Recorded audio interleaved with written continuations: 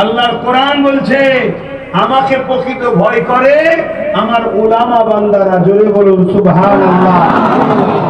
উলামাদের মধ্যে তাহলে দুটো কোয়ালিটি আছে না নাই? একটা প্রকৃত যারা আল্লাহকে ভয় করে, যাদেরকে রাসূল বলেছেন ওয়ারাসাতুল আম্বিয়া, আমি রাসূল আমার ওয়ারিস। জোরে বলুন সুবহানাল্লাহ। যাদেরকে আল্লাহ কিয়ামতের দিন বলবে তোমরা বেহিসাব জান্নাতে যাও। জোরে বলুন সুবহানাল্লাহ। কেন উলামারা বেহিসাব জান্নাতে গেলে আপনাদের কোনো অসুবিধা আছে? আন্দোলন করবেন নাকি? দেওয়া যাচ্ছে না, যাবে না? সব জায়গায় আন্দোলন চলেনি, আবার যেখানে ওখানে আন্দোলন করলে বেশি মার হবে।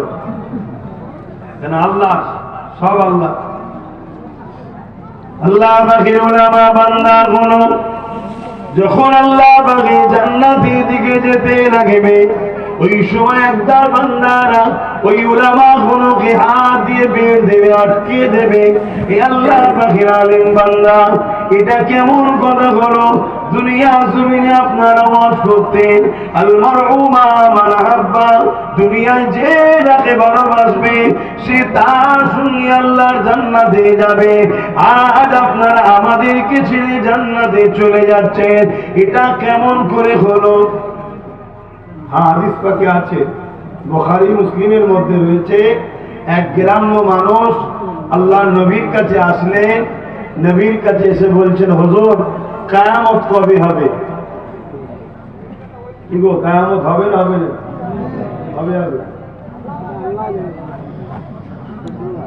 হবে হবে বলতে পারছেন না? কিয়ামত কবে হবে জানেন না? সব ভাবড়ে যাচ্ছে, মানে হুজুর মানে জানেনি, আমরা জানি নাকি? কিয়ামত কবে হবে? উত্তর কি দেবে?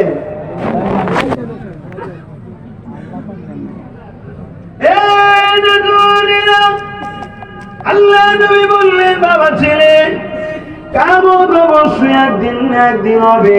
ইযা ওয়াকাতিল ওয়াকিয়া লাইসা লিওয়াকাতিহা কাযিবা, সূরা ওয়াকিয়ার মধ্যে আল্লাহ জানিয়ে দিলেন কিয়ামত অবশ্যই একদিন একদিন হবে, যে ঘটনার মধ্যে কোনো মিথ্যা নাই, কোনো সন্দেহ নাই। তবে বাবা ছেলে, তুমি কিয়ামতের জন্য কি করেছো বাবা? ওই ছেলেটা বলতে লাগলো, ফাকামা দাতুলহা সাসিরা সালাতি ওয়া সিয়ামি, ইয়া রাসূলুল্লাহ হাবিবাল্লাহ, বেশি বেশি নামাজ রোজা করতে পারি না, ইল্লা তবে আন্নী উহিব্বুল্লাহ ওয়া রাসূলুহু, আমার অন্তরে, আমার কলবে, আমার হৃদয়ে সব থেকে বেশি আল্লাহ নবীকে ভালোবাসি।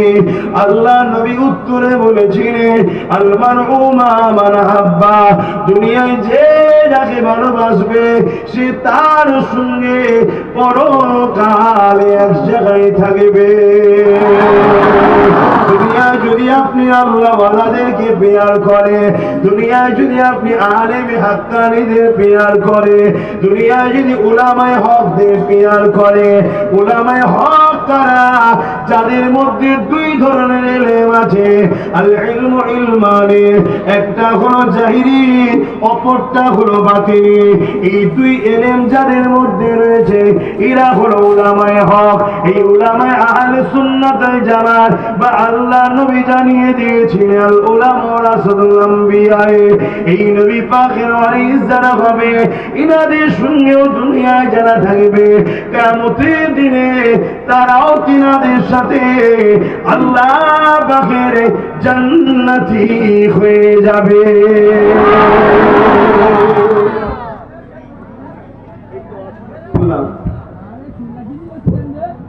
এই যে অস্ত্র করলাম শুনলেন, এখন আমি উলামায়ে হক হতে পারলাম কি আল্লাহর কাছে আমি জানি না, চেষ্টা করছি।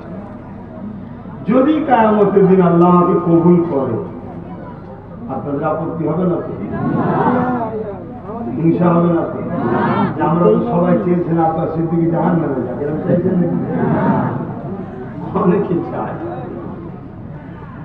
যাক আল্লাহ, আমি চাই তাদেরকে আল্লাহ জান্নাত করুন, বলুন আমিন।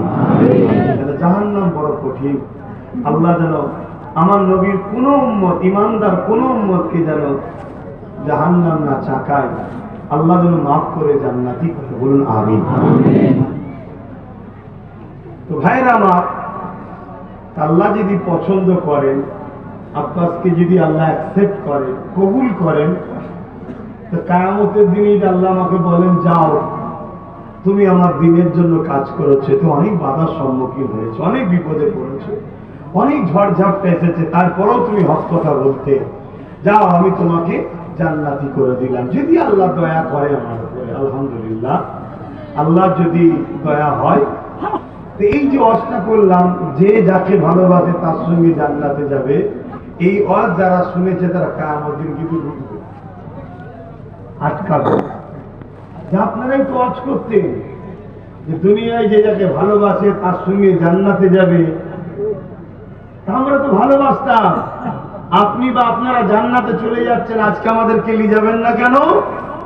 কিয়ামতের দিনে ওই আলেমে হাক্কানীরা তখন আল্লাহ পাকের কাছে আবার ফিরে আসবেন, মানে আরশে আজিমের নিচে ফিরে আসবেন, এসে বলবেন, আল্লাহ আমাদের কিছু আরজু আছে। কি কথা না? আপনার নবী বলেছিলেন দুনিয়ায় যে যাকে ভালোবাসবে তার সঙ্গে জান্নাতে যাবে। এই ওয়াজ আমরা দুনিয়াকে শোনাতাম, এই ওয়াজ শুনে দুনিয়ার বহু মানুষ দ্বীনের খেদমতে আমাদের সাথ দিয়েছে। মসজিদ বানানো, মাদ্রাসা বানানো, দ্বীনের পক্ষে বা বাতিলদের বিরুদ্ধে যখন লড়াই করতাম,